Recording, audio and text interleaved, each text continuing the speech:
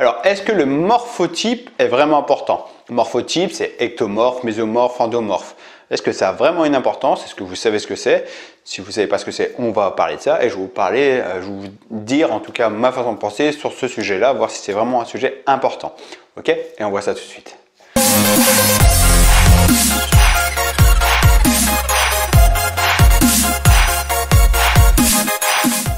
Alors, le morphotype, c'est un nom qui a été donné pour mettre des gens dans les catégories. C'est comme ça que je mets ça. Donc, ectomorphe, mésomorphe, endomorphe. En gros, ectomorphe, donc alors à la base, les morphotypes, il y avait aussi le côté psychologique, mais il y a après les côtés physiques. Donc là, on va s'intéresser au côté physique. Ectomorphe, c'est des gens qui ont tendance à rester maigres.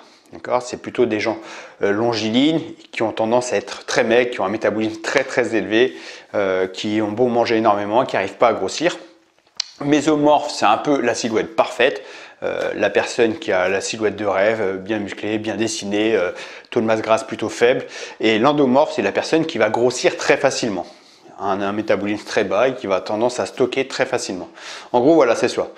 Et je vous ai jamais parlé des morphotypes, j'ai jamais parlé de ça parce que je suis contre ça, mettre les gens dans les cases. Je déteste ça, mettre des gens dans les cases, dire bon, on est comme ça. Par contre, on a des dominances, je préfère le voir comme ça, on a des dominances. De toute façon, c'est évident que vous n'êtes pas ectomorphe, mésomorphe ou endomorphe. On est plus de 7 milliards, on n'est pas rangé dans 3 catégories, c'est évident. Mais par contre, on peut avoir des dominantes plus dans un domaine que dans un autre. Pour donner mon cas, moi je suis clairement une grosse dominante ectomorphe.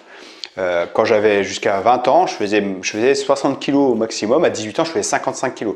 1m78, 55 kg. Et je pouvais manger. Je mangeais énormément. On voyait mes côtes. J'avais beau manger, j'arrivais pas à grossir. C'était très compliqué pour moi de grossir. Même à l'heure actuelle, on voit que j'ai pas du tout un métabolisme pour devenir un bodybuilder. Je n'ai pas du tout mon métabolisme pour ça. Pour devenir bodybuilder, il va falloir que je m'entraîne 10 fois plus que beaucoup d'autres personnes. Mais je suis pas rangé dans une case. D'accord? À la base, quand j'avais 20 ans, on m'avait dit, on me disait ça, on me dit tu pourras faire de la muscu toute ta vie, tu ne prendras jamais aucun muscle et tout ça. Bon, je sais que je ne suis pas impressionnant musculairement, mais maintenant je fais 74 kg. Avant, j'en faisais 55. J'ai évolué, je me sens beaucoup mieux, je me sens beaucoup plus solide. Parce que moi, ce qui m'intéresse, c'est être solide, être athlétique, être dynamique, être costaud dans mes appuis, tout ça. C'est ce qui m'intéresse. D'accord? Donc, j'ai évolué. J'ai vu qu'il y a plein d'autres profils qui sont à la base ectomorphes et qui ont changé leur profil, qui sont très volumineux, d'accord? C'est juste qu'on a des dominances qui fait que ça va être plus facile ou plus dur. Par exemple, c'est comme les filières. Moi, je suis plus doué dans les filières endurantes que filières force. Par exemple, en course à pied, j'ai beaucoup plus de facultés dans l'endurance que dans les sprints, par exemple.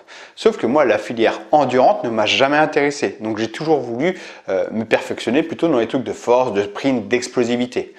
Bon, il s'avère qu'en explosivité, je suis plutôt bon. Je suis fort en explosivité. Par contre, en force, c'est pas mon domaine. Je suis pas quelqu'un de fort. Je vous impressionnerai jamais avec ma force.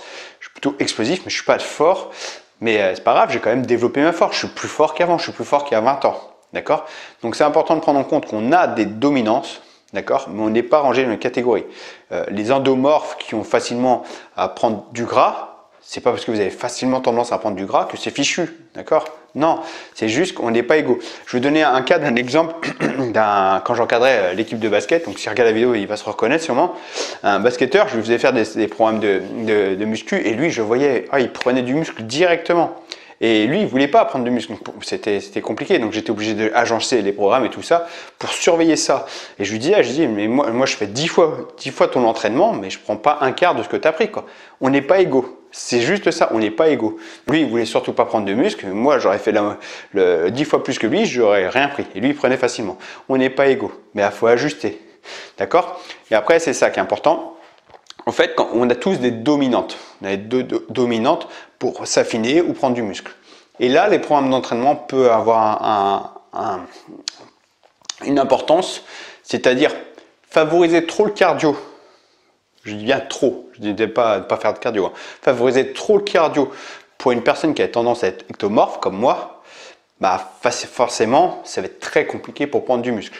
Si je fais 50% de muscu et 50% de cardio, et si mon objectif est la prise de masse musculaire, mon corps va faire 50-50. Et si j'ai une dominante endurance ectomorphe en plus, pour la construction de muscles, bah, je vais avoir plus de mal, d'accord? Donc là, en fait, quand on a une tendance à avoir du mal à prendre du muscle, plutôt prenez-le comme ça, on a du mal à prendre du muscle, on va se concentrer sur plutôt des méthodes d'entraînement avec vraiment un fort travail pour la prise de masse musculaire et le cardio diminuer. Il faut en faire toujours, au moins 20%, en fait toujours, parce que le cardio, c'est quand même le cœur. Le cœur, c'est quand même le muscle le plus important du corps, donc on va toujours faire un peu de cardio. Mais il faut diminuer. Si vous faites 50-50, forcément, le travail va être partagé. De base, de toute façon, si vous faites 50% cardio, 50% muscu, bah, les efforts vont être partagés, d'accord? Mais si vous voulez absolument prendre de la masse musculaire, il va favoriser plutôt le muscle plutôt que le cardio. Si à l'inverse, vous voulez maigrir, bah, 50-50, c'est bien. D'accord? 70% cardio, 30% muscu, je ne trouve pas que c'est une bonne idée parce que la muscu, on l'a déjà vu, la muscu favorise aussi la perte de masse grasse. Faire prendre du muscle, être le plus musclé possible, va favoriser la perte de masse grasse. Plus vous avez augmenté le métabolisme, plus vous allez favoriser la perte de masse grasse. Donc pour en prendre du muscle et tout ça, on va perdre de masse grasse. Par contre, si on a un sujet, c'est plutôt le problème ectomorphe. Si on favorise trop le cardio qui va augmenter encore le métabolisme, avec le muscle qui va augmenter le métabolisme, puis le travail dans les deux filières, ça ne va pas aider, d'accord? Ça ne va pas aider à la prise de masse musculaire. De toute façon, je le vois pendant les vacances d'été où je n'ai pas mes cours, parce que je donne beaucoup de cours. Quand je ne donne pas mes cours, j'ai plus tendance à prendre du muscle en dehors des vacances d'été, d'accord? Même si mon objectif, j'ai déjà dit, c'est pas que la prise de masse musculaire, mon objectif c'est d'être athlétique, mais la prise de muscle m'intéresse un peu aussi quand même. Mais je le vois, l'été, je prends plus facilement. Donc si on fait beaucoup de cardio en même temps qu'on prend du muscle, ça va être compliqué. Donc en gros, si votre objectif premier est la prise de masse musculaire, faites une dominante de prise de muscle, 70%, 80% de prise de muscle et 20 à 30% de cardio. Si votre objectif c'est vous dessiner, 50-50. D'accord? 50-50, ça me semble la bonne fourchette. Ok? Par exemple, une bonne séance de muscu le lundi, une séance cardio le mardi, voilà, vous alternez comme ça. Ou vous pouvez faire comme je fais beaucoup, c'est beaucoup ce que je propose, des séances de muscu plutôt intenses où il y a toujours un cardio plus ou moins modéré dedans.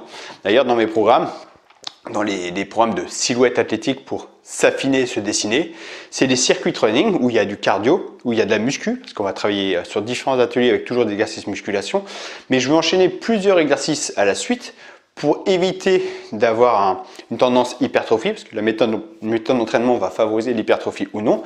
Je vais mélanger plusieurs exercices à la suite pour être toujours en action. Donc là, ça va favoriser le cardio. Je vais faire des squats, développé militaire, du rowing, du gainage, de la course à pied. Enfin, je vous dis n'importe quoi, mais voilà, un atelier où je vais avoir plusieurs exercices d'affilée. Pas sur le même groupe musculaire, exprès pour pas hypertrophier ce groupe musculaire, mais pour être toujours le corps en ébullition. Comme ça, tout le muscle du corps va travailler sans arrêt. Il n'y aura pas d'hypertrophie, il y aura toujours du cardio modéré parce que je vous fais enchaîner. Et là, ça va être le top du top, en tout cas dans tout ce que je fais, dans toutes les méthodes que je propose, c'est là où je vois le plus, je vois sur le terrain, c'est là où j'ai le plus de terrain, plus de résultats. C'est mélanger muscu cardio, cardio modéré, comme ça, c'est le top du top. Et dans mes programmes de prise de muscle athlétique, il y a toujours un peu de cardio parce que je fais enchaîner l'exercice assez vite, je mets ça à un certain dynamisme, certaine intensité. Par contre, le choix des méthodes va favoriser la prise de muscle parce que je vais rester sur un ou deux exercices pour favoriser la prise de masse musculaire, mais il y a toujours une notion de cardio parce que tous mes programmes ont quand même une connotation athlétique, d'accord? Donc je vais toujours travailler le cardio, la posture, le gainage, il y a toujours ça qui passe.